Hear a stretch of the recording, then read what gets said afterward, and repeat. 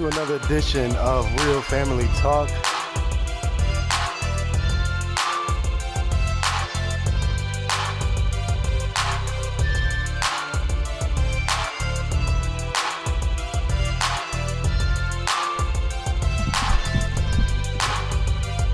Hello. This is your host, Real Family Talk, J Real, WOKB 1680 AM.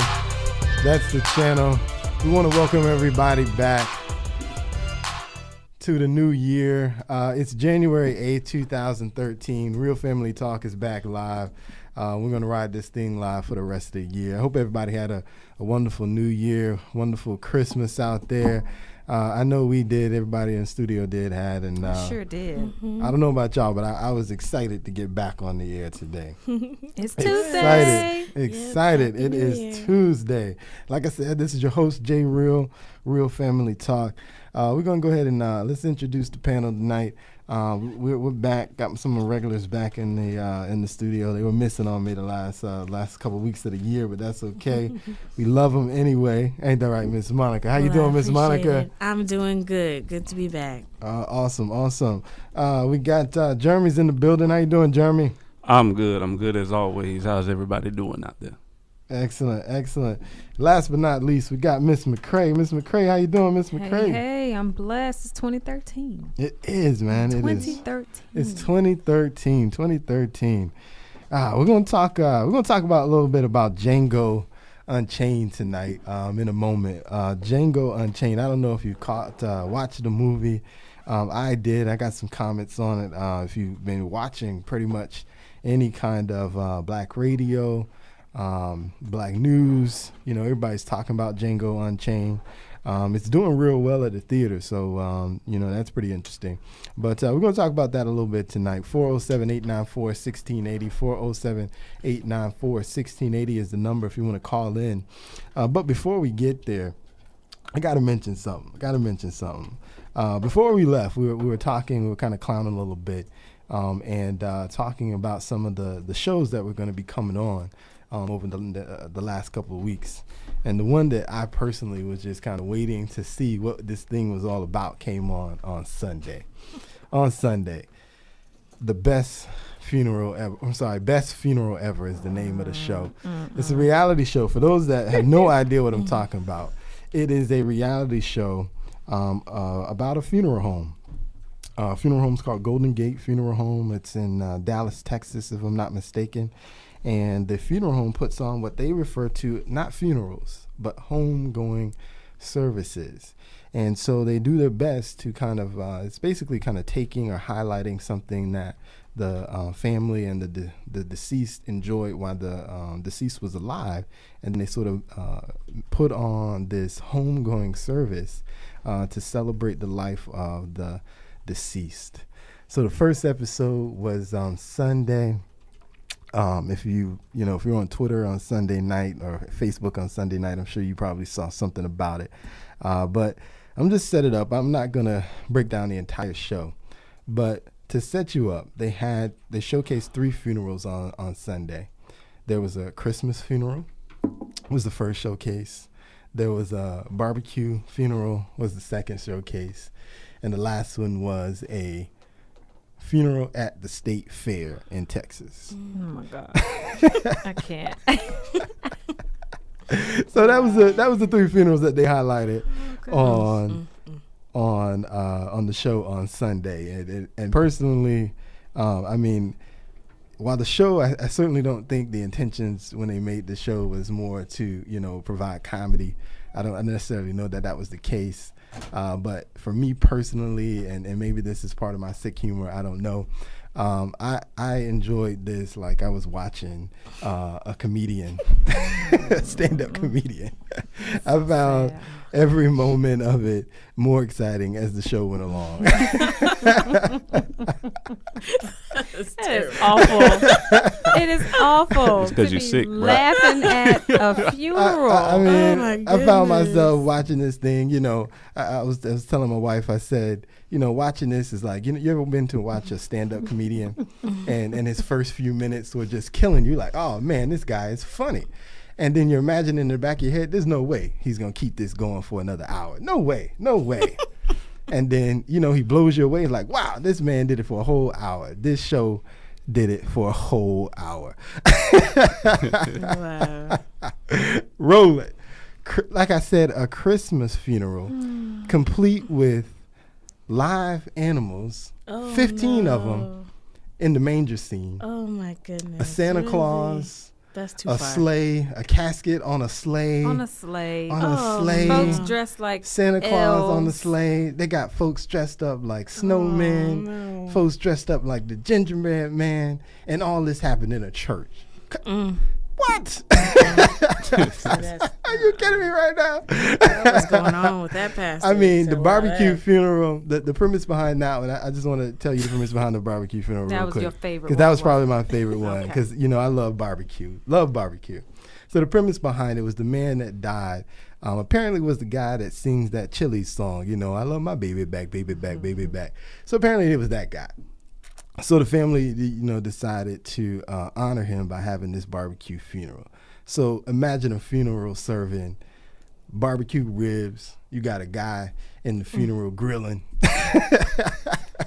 He grilling on the side over there. You know what I'm saying? The casket is a big smoker, a barrel grill smoker. As the pallbearers were walking in with the casket, they were singing, I want my baby back, baby back. That was crazy. You can't make that up, man. That's I just don't so know. much drama. For me personally, I don't even think I could have been at that funeral and kept a straight face. I don't even think it was possible. And I'm not even embellishing anything. This is the truth. I mean, they had a barbecue sauce fountain.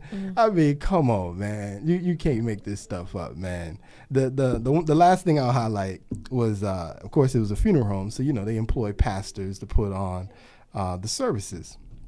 And in the last funeral, like I said, that they showcased, he was doing, it was a state fair funeral. And the idea was the deceased had spina bifida, so he could never get on rides at the fair, but he loved the fair. So the family decided to showcase him or honor him by taking his cremated ashes in the urn. And they took the urn and they were riding rides at the fair. Oh, So they were on the bumper cars. Why do people do stuff like this? That was the worst part is, and I'll put this disclaimer out, I was not going to watch this show. I refused. But so many people were talking about it. I said, okay, let me just see what this nonsense is about. And that's when I turned on it was the Christmas funeral when I turned it on. But when they got the urn into the bumper cars, and one of the bumps almost made it come out. Oh, no. These people are crazy. Oh, my God. The bumper cars. They had the urn on the carousel. What? Y'all in should the be ashamed of world? yourselves But- laughing at it. I Hey, know. it was hilarious, man. I'm sorry. The thing that the last thing that I'll highlight here though is the last ride I should say that they got that they were going to take the urn on was the Ferris wheel. And so as the funeral director just so happened to be the person carrying it on the Ferris wheel, he turned to the pastor and he says to him, he says, "Hey, are you going to ride the Ferris wheel with me?" The pastor said, I don't do no heights. And, they're taking shots and, the Ferris wheel, it's high or whatever. And so the pastor goes to his confessional, his little shot where it's just him talking to the camera. And he looks in the camera, he says, "God says, lo, I will be with you always, not high." Oh, my God. On that note right there, I was done. God says, "Lo, I will be with you always, not high." I was like, What that is in the not world? the interpretation that the Bible was trying to bring across. Oh, gosh. But he did try to use the scripture to prove why he didn't need to get on no heights. I was like, I'm done. Done. Best funeral ever.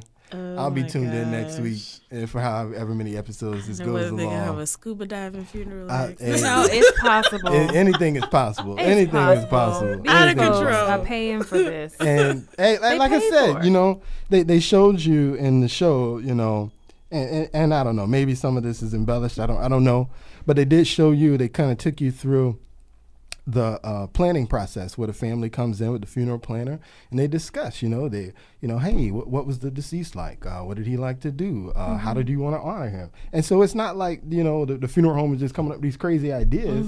They're sitting down at the table with the family and the family's going, yeah, I think that's a good idea.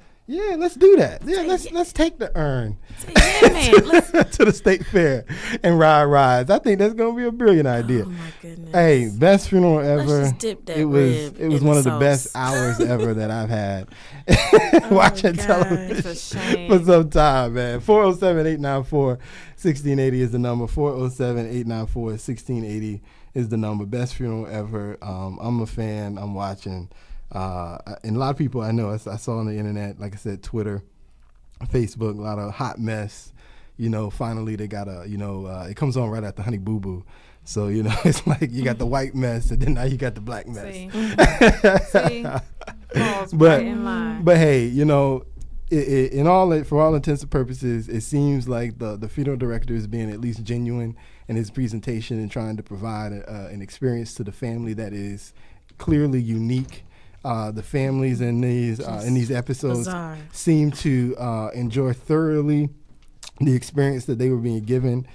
So no one was hurt or harmed in these situations. So I think I have some rights to laugh if that's what I so desire.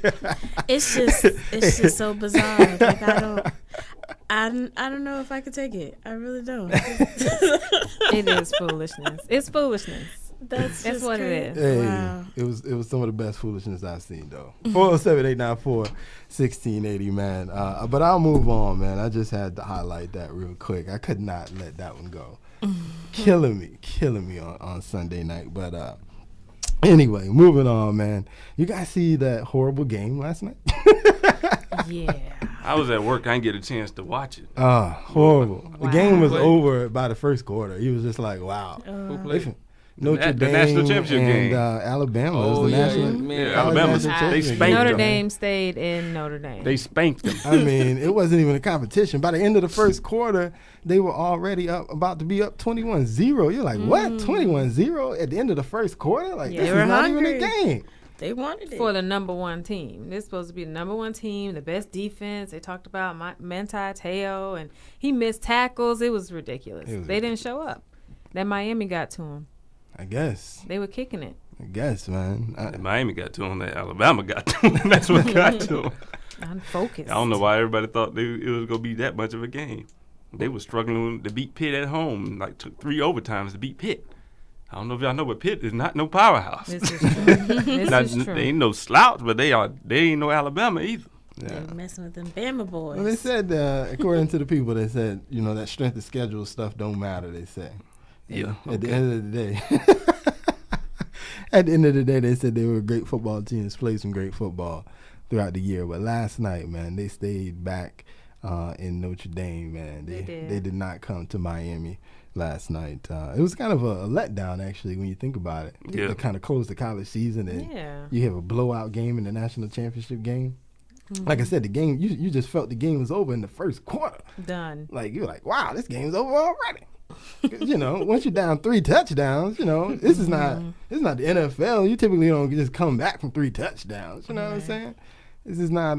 There's no Tom Brady in Notre Dame or anything like that. But hey, man, whatever. We'll move on. What about one more sports story here? What about RG3? What do you guys think about RG3 in that Washington game? You guys think you think he should have been pulled after that? After he was clearly hurt and visibly hurt in the third quarter? I'm gonna say this, like he said, he wanted to play, so the coach let him play. And if he felt like he was all right, then to me, everything after that is pretty much irrelevant. They was making good points on other shows, like, hey, every great quarterback has played through injury, some kind of injury. I think we look at this a little more seriously because we're so used to him darting around so fast, and we know when he couldn't move that fast. As slow as he was moving with that bad knee, Peyton Manning didn't move that fast his rookie year. So it's like, just because we're so used to him being so athletic, with him noticeably not moving that fast, we're like, oh my God, he's so hurt. Why is he playing? But he was still, he wasn't effective, but he said he felt like he was okay. So, and then he was playing Seattle now. you know, Seattle got the best defense in the league. So, you know, even if he was mobile, I'm sure he would have been a little better, but there's still no guarantee they would have won that game. I agree. I mean, like you know, I was listening to one of the sports talk shows, and he kind of made the same point. Hey, man, when the best player says he wants to play, you let him play. Yeah. You know that he may not be 100%, but if he say he ready to go, you let him play. And pretty much, as he says, you know, coaches basically kind of turn that blind eye, like, well, okay, he said he gonna play. All right, let's see how he gonna do. And you know, he did his best. He certainly went down on a bad note in the end of the game. That's what really kind of brought it to the forefront. But hey, man, he's got a lot of years left in the NFL. Hopefully, hopefully they think he has two partial tears to two ligaments in his knee. But hopefully ACL and LCL. Yeah, ACL and LCL. So hopefully he can recover from that and hopefully be all right. He'll be all right. But we'll see. He certainly had a great season. But I hope Russell Wilson gets the rookie of the year. I hope Russell Wilson play some balls, man. Russell Wilson play some balls. I think Andrew Luck is probably going to win, but I really hope Russell Wilson, because I think he deserves it more than both of them boys. Because nobody expected him to do what he's done, and then he closed out the year in a better manner than both of those guys. I think he deserves that. I mean, I know Andrew Luck has the yards, but I mean, he had no running back, so he had to throw. But I wouldn't say nobody expected him to do it. People around him, Coach Carroll obviously knew he could do it. That's why I'm talking about. That's why he started the world outside of his team in Seattle. I'm saying but even the if world didn't expect him to do that. See, that's why it's really good. Listen, when you're a fan of the game and really watch these guys. If you watched him, he was at NC State like 3 years ago. If you watched him last year when he was at Wisconsin, you know, he almost broke the record. I think he missed it by like hundredths of tenths of a point of having the best quarterback rating ever in the season in college football. You know, his senior year.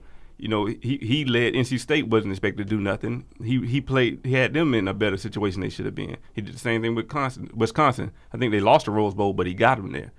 You know, so he's always been great. You know, a lot of times, like I said, but he wasn't one of those headline guys that everybody talked about. Everybody was talking about Luck and Robert Griffin III and, you know, everybody else that was coming out. He was just kind of under the radar, just being consistent, playing well.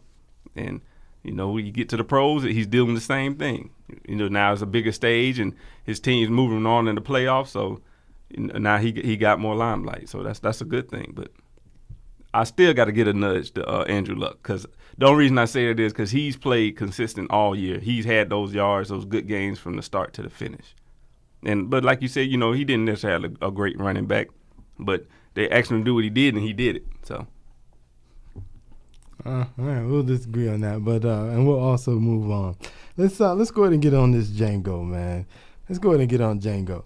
So Django Unchained, of course, for those that have not seen the film or heard of the film, it is the new film. It was written and directed by Quentin Tarantino. If you don't know who that is, that's the guy who's done Pulp Fiction in the past. He's done Jackie Brown in the past, going back to one of his first movies, Reservoir Dogs. That's the guy. Kill Bill. That's Quentin Tarantino. He's written and directed all those films. So he wrote this movie about a slave by the name of Django, who essentially is a slave, gets recruited by a bounty hunter to be a bounty hunter, to help this bounty hunter hunt down a group of brothers who had a bounty on them, whom the bounty hunter didn't know what they looked like. He knew Django knew what they looked like, so he kind of recruited him so that he can put a name to the face. And then in the process of that, he helps Django ultimately find his wife. And so the sort of the way the movie's being billed, it's being billed as this sort of spaghetti western love story, if you will. And along the way, of course, Django obviously encounters This movie's in back in the 1800s, so he encounters slavery situations. Both of them encounter slavery situations as well. You know, obviously, back in the 1800s, they didn't call us blacks or African Americans. that wasn't the term. They called us the N-word back in those days, and so he gets there's a lot of N-word uses in the movie. But it's the 1800s. I mean, what do you expect in the 1800s? Certainly don't expect to be called an African American. So anyway, you know, that's the kind of gist of the story without going into a lot of the details of the different scenes. And so a lot of the controversy surrounding one of them does relate to the idea of the usage of the N-word by this white writer, director, Quentin Tarantino. So let's start with the N-word usage. Let's start there. 407-894-1680 is the number. 407-894-1680 is the number. Now I've seen the film, so you know, unlike a lot of the film's critics, I'm gonna call them out. Tavis Smiley, Spike Lee, the Reverend Al Sharpton is now a critic as well. You know, see the film before you criticize, number one, you know. And then after you see the film, if you still feel the same way, by all means, say what you got to say. But see the film. At least have the perspective of what it is you're criticizing. For me, though, when I think about the uses of the N-word, regardless who writes it, you know, it's a period piece in the 1800s, you know. In the 1800s, nobody called you black. They didn't call you black in the 1800s. They weren't even, the word calling you black wasn't even thought of, you know. You were N-word in the 1800s. Yeah. So, if they liked you was boy. Exactly. You know, that was the good term, boy. So the idea that, you know, that this writer-director wrote a bunch of uses of the N-word in a movie based in the 1800s, I fail to see how anybody's offended by that. I mean, seriously? Like, what did you expect him to do about a period piece in the 1800s? To call us African Americans? That wouldn't even been sincere, you know? Like, you know, to me, you know, again, keep it consistent. And he was consistent in what the time period that he was in. And so the use of the N-word, I think, was validated on any level he so desire to place it in the film. That's just my opinion. I'll let you guys comment. Yeah. Go ahead. You guys want to comment? I'll bring in Mr. Shine. I think you got to call it. You want to take the caller first? We'll take the call. All right. Go ahead, Jimmy Shine. What you saying, brother? Is he there? Hello. Hey, Jimmy Shine. Go ahead. Talk to us, brother. Yes. Hello, Real Talk family, and Happy New Year. Happy New Year to you. There you go. Okay. I was talking into a vacuum there for a minute. Wow, brother J. Real, I heard you talk about that funeral thing, that funeral show. I'm getting a deeper psychological look into your profile now, brother. I didn't know you like morbid things like funerals. Let me jump in on this Django thing for a minute. I find it hypocritical that black folk are so sensitive about the nigger word. And I'm sorry, let me say that. First of all, the rappers use it in every song they got. The rappers. Now you might say, well, they're young and stupid. But, you know, there are people, there are our young people. And as much as we may try to fight this, as much as we're going to bury the N-word, we're never going to say that word again. I can guarantee you, if you got kids, they listen to a song right now that's got the N-word in it, and they use it over and over again. So we've got to find some type of a way to deal with this. Is it because Quentin Tarantino is white that he can't say the N-word? Or he can't use the N-word in his movie?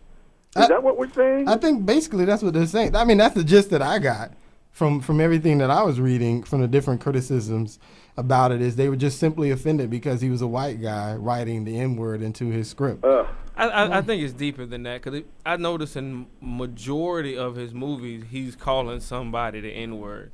I mean, in Reservoir Dogs, he called somebody the N-word. Right. No, they ain't called nobody the N-word. They just used it. Exactly. In reference to us. Like, okay. Very consistent. Like, seriously? And I think that's what the problem is. It's not just this one movie. I think it's been a cycle of his movies that have really just been disrespectful toward people of color. It ain't just this one movie that it has been in. It's been his pattern throughout his career. Exactly. Well, I got to tell you, if you're worried about Quentin Tarantino being a racist, he was raised in New York. And he tells me he has multiple experience with black people and that he has a positive relationship with black people. So it's not the Quentin Tarantinos of the world you have to worry about.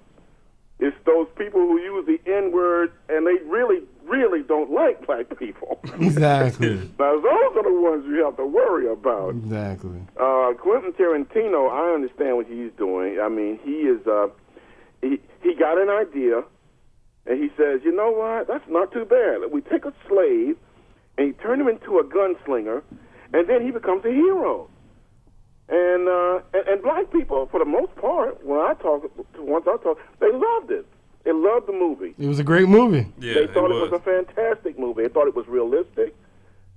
They liked it when Jamie Foxx got a gun and started shooting up white people. They did. It was the best thing ever. Yeah, beat them. And that was very entertaining. Well, not the fact that you're shooting at white people, but it was entertaining that for once. But it was entertaining that for once that we weren't getting killed and we weren't getting beat to death and we weren't getting most slave movies, they end on a bad note. Right. And you get a bad taste in your mouth.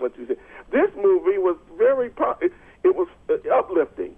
That's the word. It was uplifting. It was fun to watch. Mm-hmm. And so, for my little money, yes, that was a good movie to watch. I hope there's a Django 2. Wait a minute. A Django 2. I would agree with you on that. I'm with that. I would go see a Django 2. But you know what he says? The men say, yeah. And the women say, no. Wait a minute. A Django 2. A That's Django funny. 2. I wouldn't mind seeing a Django 2. See, I'm with you, Jimmy, man. I think it was a great movie. At the end of the day, what was nice about it is when you watch most movies related to slaves, the slaves are either depressed by the end of the movie, or two, they find some measure of success, but they don't take. I guess you could say they take the high road, and they sort of treat the white man, if you will, better than the white man treated them, if you will. Mm-hmm. And the thing about Django that was so good is the idea that Django didn't take that route. He said, you know what, you did all this to me. I'm going to make you feel all the stuff you did to me. And that was the best. I mean, I think that's why most people who watched the film and loved it, I think that's what they loved about the film. It's just this idea that we weren't just these meek souls that was, oh, Jesus is going to lift me up. Jesus will lift me up. But in the process, okay, I want to show this white man what it felt like to get whipped by this whip. You know what I'm saying? And don't all of us feel like that at some time and at some point that, hey, man, I'm tired of praying for you. You done beat me down. I got all these welts on my back. I'm going to get your back, buddy. That's just human nature. That is human nature. My white friends have told me, well, why don't you just rise up against the white man if he's doing you like that? Oh. That's, for many of us, that's not our way. You treat us bad, we pray for you. Yes, that's what we do. That's just the way we were taught. Turn the other cheek, that's what they say. Turn the other cheek, that's not our way, brother. That's not our way, is to get you back and that kind of thing, because that brings us down to your level. And we are not the animals that you think we are. Right, exactly. Well, before I go, I just want to say, have you guys been to my website, my Facebook page yet? My Facebook page this year? No, not this year, sir. Please go to facebook.com/jimmy.shine627 and read my many posts on the Connecticut Sandy Hook shootings. This was just something that I can't get out of my claw. It's just stuck with me, and I can't get it out of my mind that something is going on that is not legit here. Half of the children, at least 6 of them now, has been confirmed alive and well. At least 6 of them. And they claim there was 28 people shot and killed. not the case. So if you get a chance, please tunnel on down there and take a look at that, and you'll see the truth. You'll see how there were 3 gunmen, at least 2 gunmen, running out the back of Sandy Hook Elementary School. The police chased them down. One of them decided to turn and shoot at the police, and they mowed him down like nothing. So he was shot dead. The other guy, they arrested and took him out to the police car with witnesses watching. That never came up. The media never reported that. And those things we need to know about before we go taking people's guns away and before we go outlawing all the guns. All right, brother. We'll be in touch. We'll have to check it out. Family. Yes, sir. We always appreciate you, Jimmy Shine. Bye-bye now. Bye-bye All right, now. Jimmy Shine. All right, so what do you guys think about the use of the N-word? Because it was, I don't like the use of the N-word in other pieces and movies, but like you said, for that time, that's what they were called. It was used a lot. He maybe could have gotten his point across by just saying it a few times. I just thought it was like, okay, every single time, and maybe that's how it was. It's They possible, called you though. but then he switched it up. He said boy, and they called other derogatory names. What my problem is with this whole movie, the whole event of Django, is the action figures. We don't need, nobody needs to play with Django. Nobody needs to play with Mr. Candy, who was the slave owner, the plantation owner. We're not gonna play little games with little kids. They have action figures. Django action figures. Yes, I was reading today. I noticed that a company is making Django action figures. That Django sound like a good Christmas present for my boy.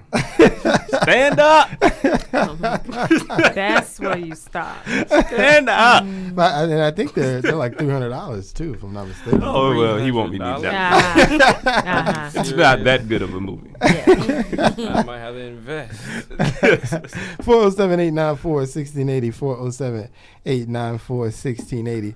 So yeah, they do have the action figures out there now. That's something new. In relation to that, in response to that, I should say, Reverend Al Sharpton, he is now asking people to boycott the action figures, and do not buy them because, as you suggest, you say we don't need action figures highlighting the movie. But you know what it is. I mean, anytime you have a successful film, they gotta make the money. people are going to do whatever they can do to further keep the money coming in. Exactly. Django is already at $100 million. It hasn't even been out a month yet. What are we? About 3 weeks in. It's already got already made $100 million. At this pace, it's probably going to make at least 150, 200 or more because they're still releasing it. They're still releasing it overseas, so the overseas money is still coming in. It's popular. There just might be a Django too. Exactly. Money talks. That studio was like, well, if you write another one, you got all that publicity. Yeah, that one. Free publicity. If you write another one, we can make more money. Our Django. Everybody gonna want to see Django too. Because you want to know what happened, what him and his wife did. Django and Broomhilda They lived turned happily into ever the after. Black Zorro. She had her papers. They went north. They went north to be free, and they had free children. She was the first Harriet Tubman. That's the spin.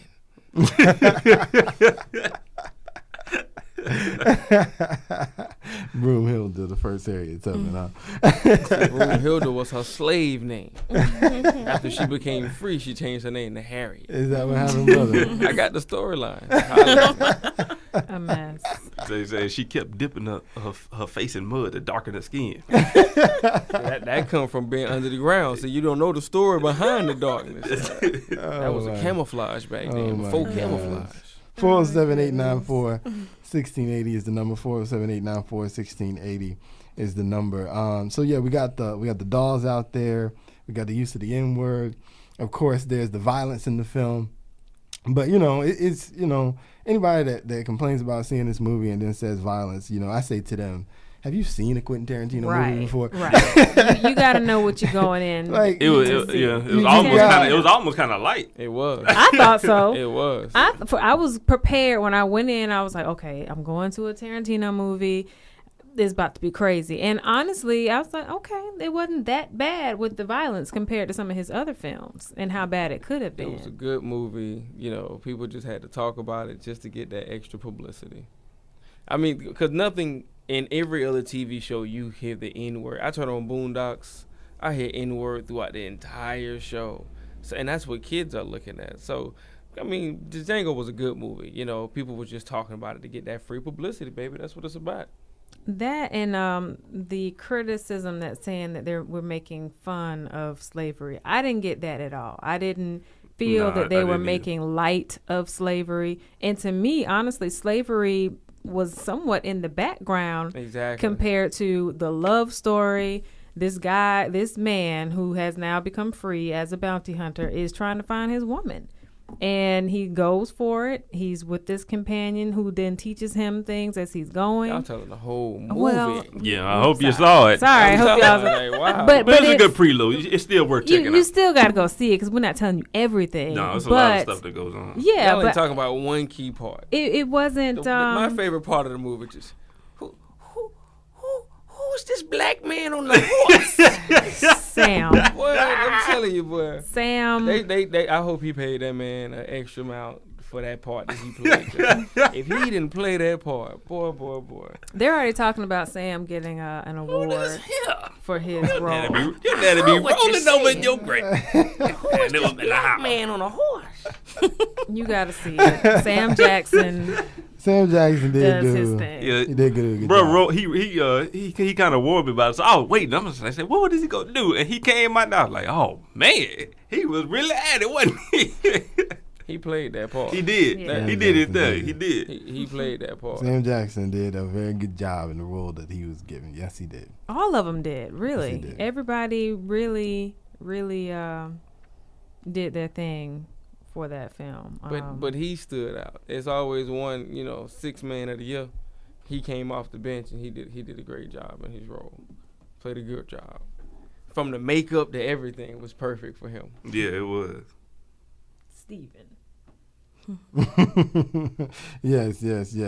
So that aspect, as far as like I said, it's up for a lot of different awards. It's up for in the Golden Globes anyway. It's up for Best Original Screenplay. It's up for Best Movie. It's up for Best Director. And the guy that plays the bounty hunter that trains Jamie Foxx's character, his name is Christopher Waltz. Who was awesome. He's up for Best Supporting Director. So, just the whole idea of how the movie was written, that portion of it was done really, really well. And they did a really good job with that. But like I said, a lot of the controversy is not so much about that. It's just this idea of this slave movie. To me personally, a lot of it just seems like, kind of that racism idea that here's this white guy that wrote this movie with the backdrop of slavery, but a black man couldn't write that same movie and then get it done. To me, that's where a lot of the disturbance that people have with the movie comes from.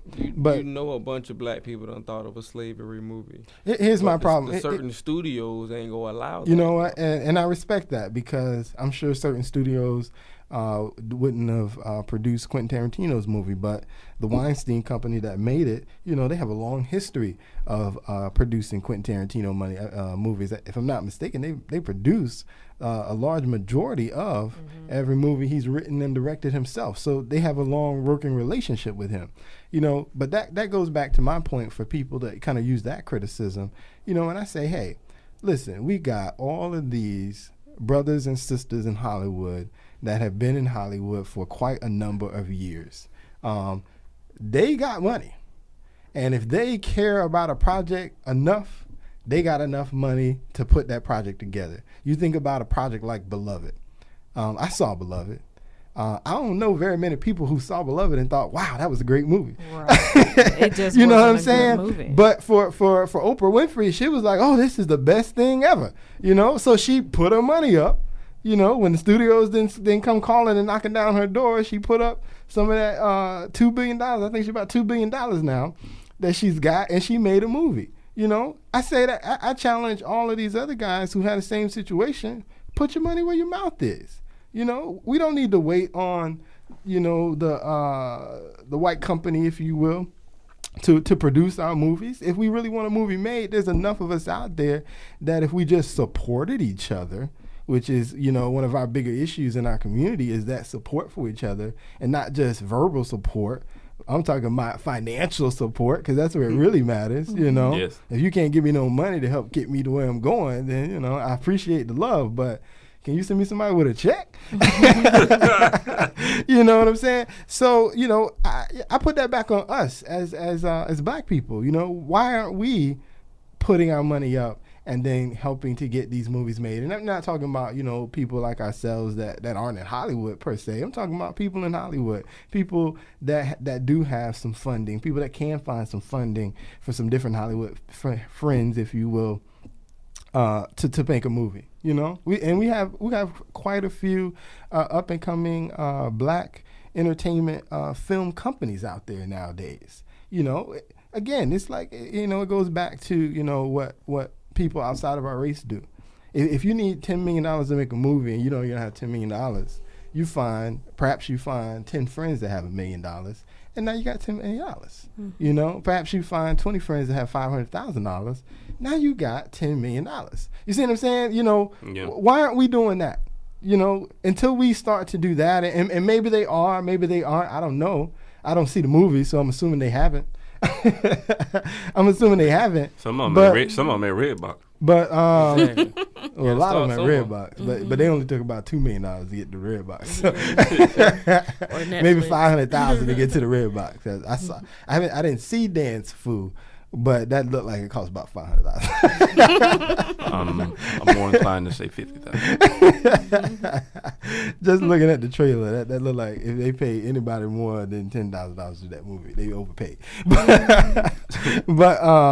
But I, you know, that would be my counterattack to that. You know, so what? Yes, he was able to go to this Weinstein company who does a lot of big budget movies and get, you know, I don't know how much it cost to make Django, but I'd imagine with the type of actors they had, it probably cost over $20 million.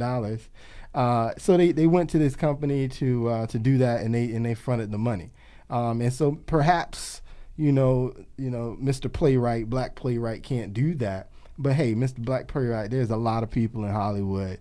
If they want to see these types of movies done from a black person, we can make this happen. Spike Lee, you know, finds a way to independently produce all his films for the most part. So, you know, Spike Lee is a great example that it can be done.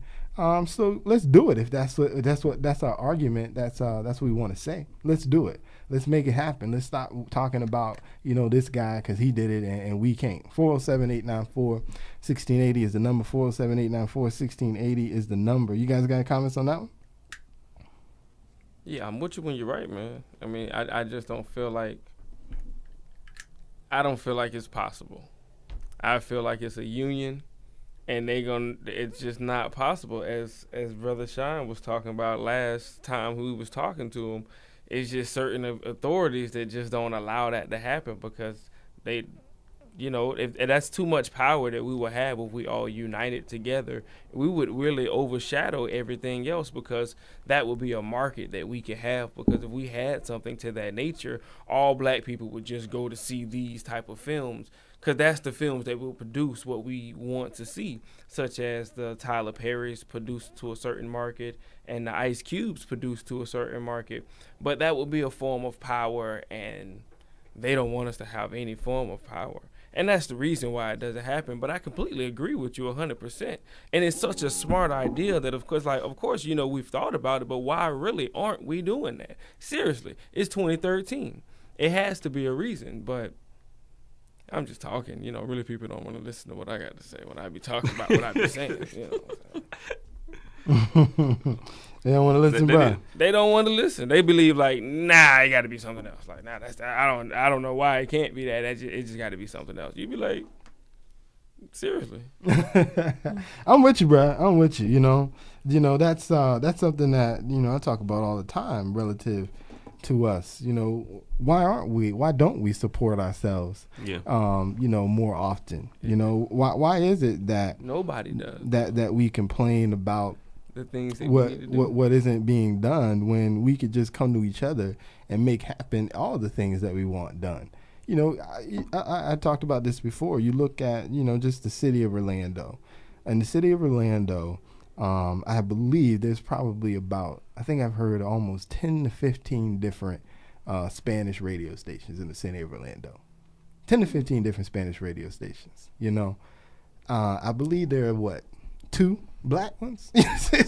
I mean, 10 to 15 Spanish radio stations, there's 2 black ones. And they both on AM. And they both on AM, you know. And Spanish radio is on AM, it's on FM.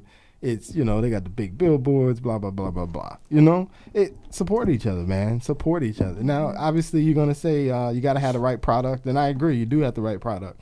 But even if the product's there, you still got to support it. You know, it's not good enough to say, oh, yeah, I heard it was great.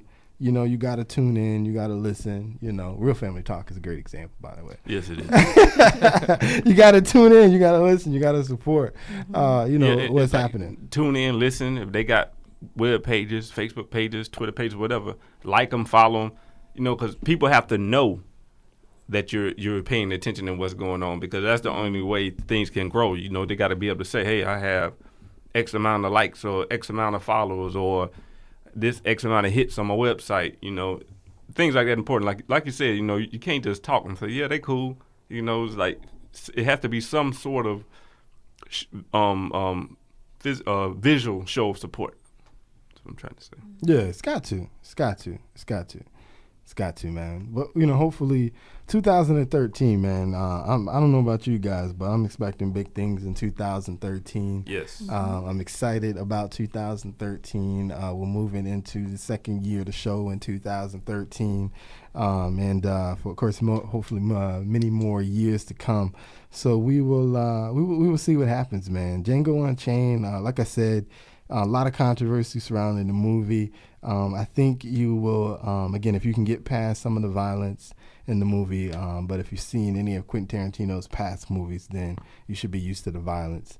But other than that, man, it was a great story. It is, to me, like I said, it's that one story that black people, relative to, you know, the times of slavery that you kind of wanted to see. You kind of wanted to see that slave rise up and you know, let him know he not taking this no more.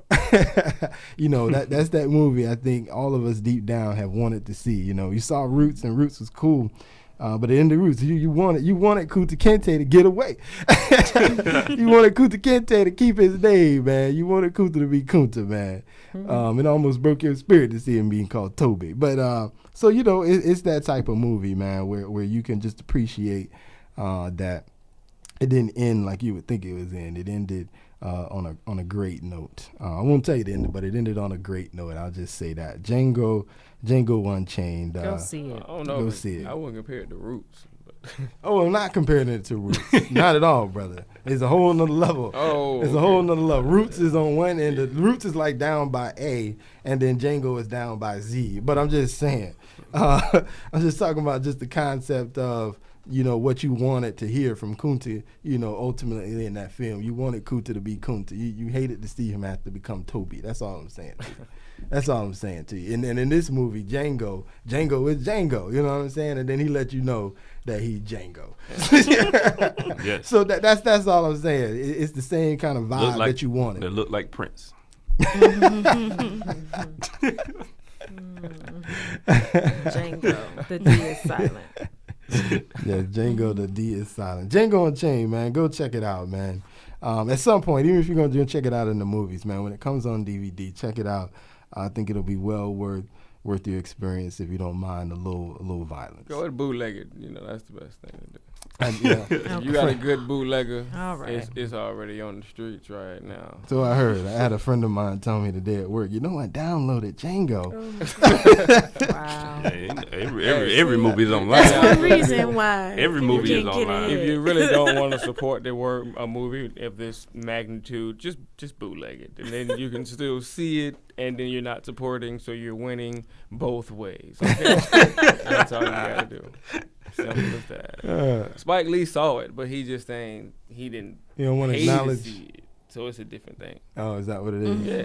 He a director. He ain't got to pay to see no. I saw it before y'all. They go see a cut. They go send a copy. He go screen. You know it what to they him. did? They read the script before everybody else read it. He read the script 3 years ago.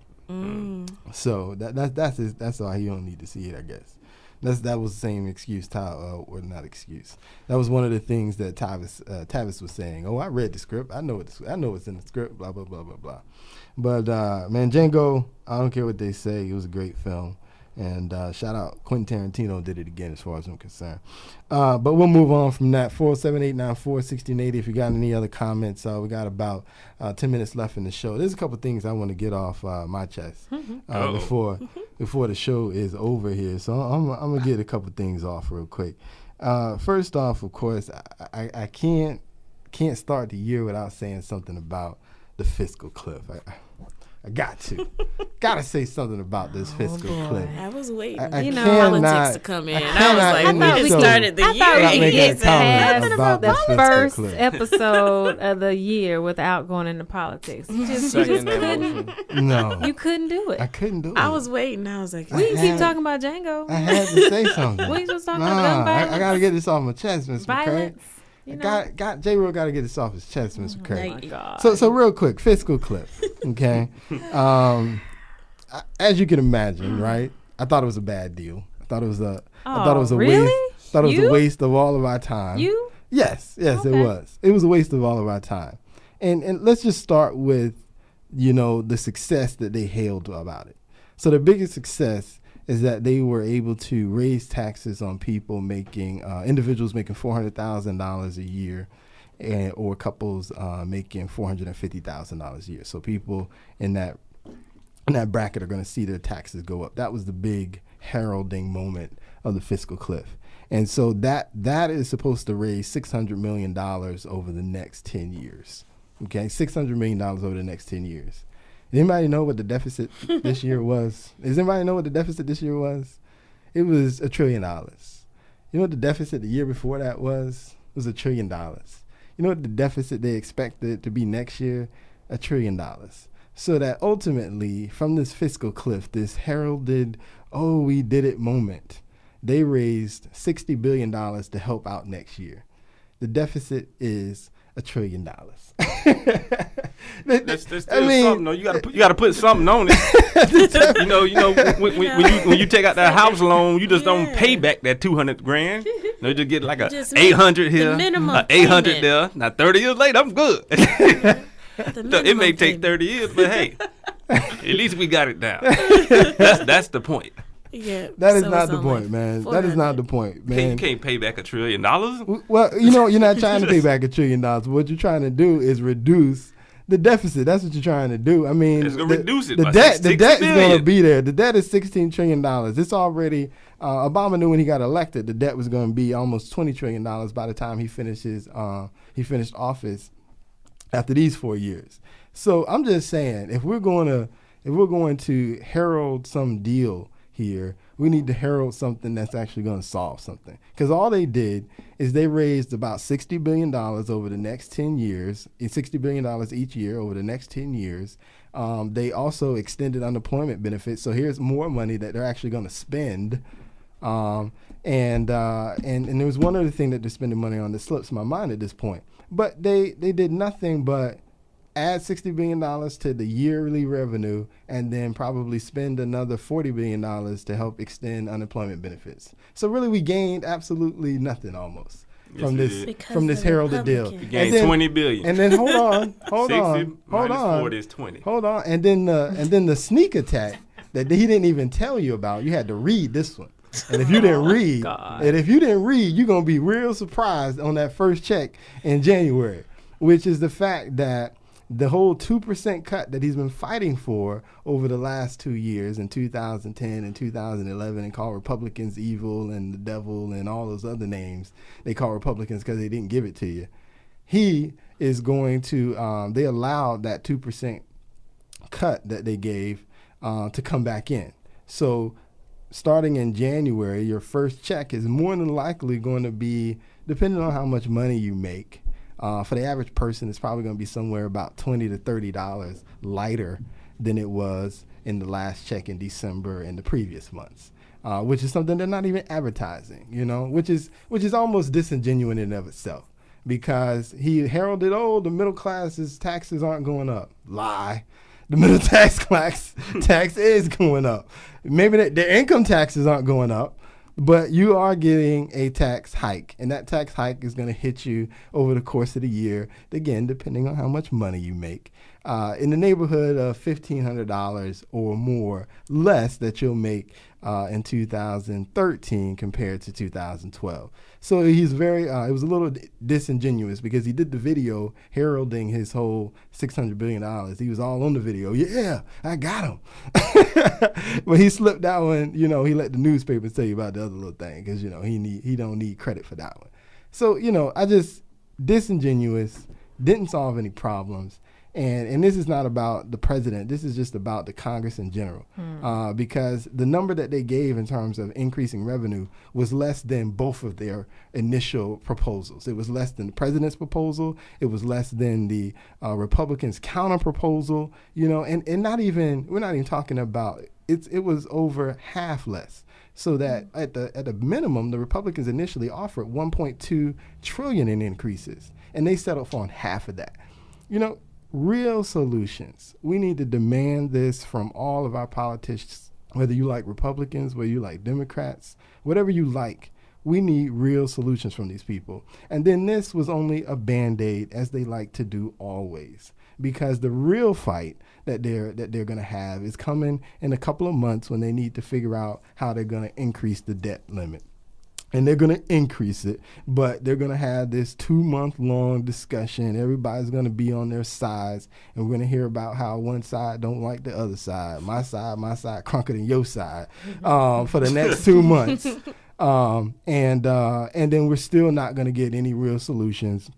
Ultimately, they're going to increase it. They're not going to make any kind of real changes to kind of curb what we're in the direction we're heading. And then we're going to celebrate it, though, because at the end of the day, the president's going to get his raise and the debt limit that he wanted. I'm just saying, let's demand real solutions moving into the future. We're going to have to demand change in our own. We're going to have to hold these people accountable, whether, again, I don't care if you like Democrats. I don't care if you like Republicans, you like independents, whatever you like. Just demand that they be held accountable. Demand that they give you a solution that makes sense, not a solution that puts a smile on your face. We don't need smiles. We've been smiling. I'm smiling all 2013. I could lose my job tomorrow. I'm going to be smiling all 2013. Yes, sir. So I need somebody to just give me some solutions that are going to solve the problems, so that when my boy is my age, he ain't got to worry about his, 50% of his paycheck being taken by the government, because the government trying to catch up on their bills. Mm-hmm. That's all I'm trying to say. And solutions, people, solutions. I'm off my soapbox on that one. That's all I'll say on that. I only got 2 minutes. I got a couple things I got to announce before I get out of here. I know you got something you want to announce. Go ahead, Brother Jeremy. What you want to announce? I don't know if y'all know, it's the Central Florida Youth Football League. It's a league that have a bunch of teams around the state in general. But the team that actually represents the Pine Hills area, they're the Evans Jets. Most of the teams are named after the high school that they're zoned for, but it's the Evans Jets. They represent the Pine Hills area. The fourth grade team, which is the Mighty Mites, that's the division they call them. They actually won the national championship last year, which is actually a big thing. The coaches, a few of the coaches I grew up with, shout out to Vaughn. He's my barber, too, over at Motown Barbers on 441 in Clark Corner Court. But, and Courtney and his little brother, Mo. But he's my barber. They're trying to raise some money because they want to do a banquet for him. They want to get him some rings. They're not going to get no diamonds and stuff, but, they want to get some rings and everything. But anyway, you want to get in contact with them. You want to donate some money. You can give a cash donation to the team manager, or send a check payable to the West Orlando Youth Foundation Incorporated at 2006 Osterwood Avenue, Orlando, Florida, 32818. They have a PayPal account, or you can contact the team manager, L. Scott at hillderm.com, or 407-620-5193. I'm going to put it up on Facebook for you. All right, appreciate that. The other thing we want to announce for the lovely Miss McCrae, There's going to be a Zumba-thon held on January 26th at 3 o'clock to 5 p.m. At Jones High School. The Zumba-thon is to help raise funds. Miss McCray is in line to get a liver transplant, and it's to help raise some funds to support her in her endeavor to get her transplant. So Zumba-thon, Jones High School, January 26th, 3 o'clock. Come out, do some Zumba, dance the 2 hours away in support of our lovely Miss McCray here. That's the end of the show. We're going to get out of here. WOKB 1680 AM is the channel. We will be here next week. Same time, Tuesday night, 9 p.m. This is your host, Jay Real, signing off for the week. Again, Happy New Year 2013. I just want to know, who's this black man on a horse? I heard you, but who is he? Django Unchained, man. I'm telling you, you got to go see it.